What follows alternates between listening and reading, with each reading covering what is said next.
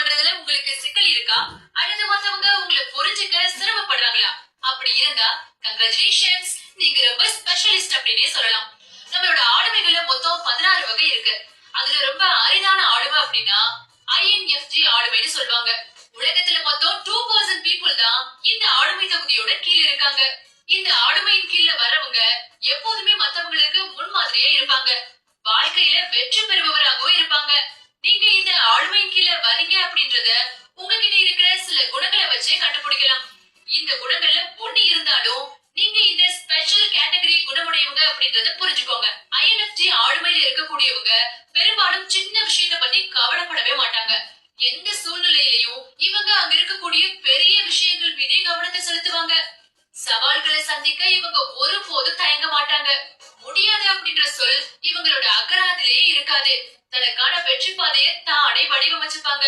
அவங்க எப்போதுமே பின்வாங்க மாட்டாங்க. INFJ ஆளுமையாளர்கள் எப்போதுமே தங்களோட இலக்குகளை அடைய கடினமா உழைக்க தயங்க மாட்டாங்க. போட்டி நிறைந்த இந்த உலகுல எதுவுமே இலவசமா கிடைத்திடாது அப்படின்றத இவங்க நல்லா அறிவாங்க. அதனால இலக்குகளை அடைய 100% உழைப்ப கொடுப்பாங்க. INFJ ஆளுமை உள்ளவர்களோட உள்ளுணர்வு ரொம்ப வலிமை வாய்ந்ததா இருக்கும். அவங்களோட உள்ளுணர்வு எப்பவாச்சும் தான் தவறா சொல்லும். ஆமா, இவங்களோட உள்ளுணர்வு ரொம்ப சரியா இருக்கும். தாங்க செய்யற செயல் எப்படி முடியும், எப்போது முடியும்ன்றத அவங்க முன்கூட்டியே அறிவாங்க. அது சரியா முடியுமா இல்ல தவறா முடியுமா அப்படின்றத கணிக்கக்கூடியவங்க. தன்னை சுத்தி இருக்கிற மக்கள் மற்றும் சூழ்நிலைய எப்போதும் நன்கு அறிவாங்க. INFJ ஆளுமையாளர்கள் இந்த பிரபஞ்சத்தின் மீது மிகுந்த நம்பிக்கை உள்ளவங்க.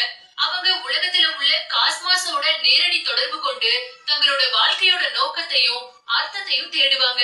தங்கள் வாழ்க்கையோட அர்த்தத்தையும் மற்றவர்களோட வாழ்க்கையில இருக்கக்கூடிய உண்மையையும் தேடுவாங்க.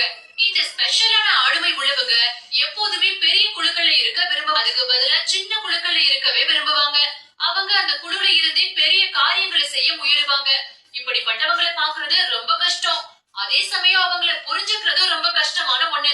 ஏன் அப்படின்னா இவங்களோட கண்ணோட்டங்கள் எப்போதுமே வித்தியாசமா இருக்கும். இந்த ஆளுமை உள்ளவங்க மற்றவர்கள் எப்போதும் சார்ந்திருக்க முயற்சிப்பாங்க.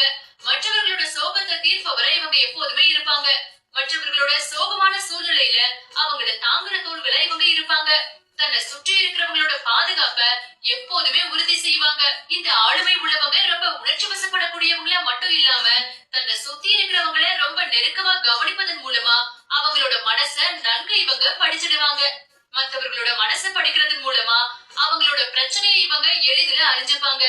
மேலும் தன்னை சுற்றி இருக்கிறவங்கள துரோக குணம் கொண்டவங்க யார் அப்படின்றதையும் இவங்க நன்கு அறிவாங்க. INFJ ஆளுமை உள்ளவங்க எப்போதுமே தனிமையிலேயே இருப்பாங்க. ஏன் அப்படின்னா இவங்களால பலரோட தொடர்பை ஏற்படுத்திக் கொள்ள முடியாது.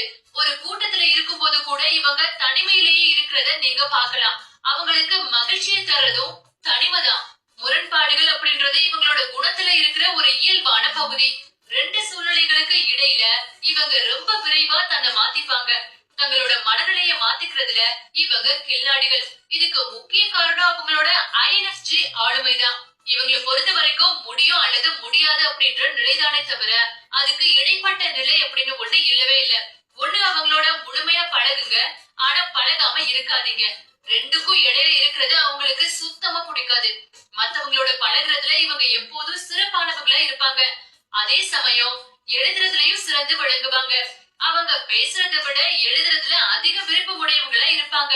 இந்த குணங்கள் உள்ளவங்க எல்லாருமே ரொம்ப சிறப்பானவங்களா இருப்பாங்க.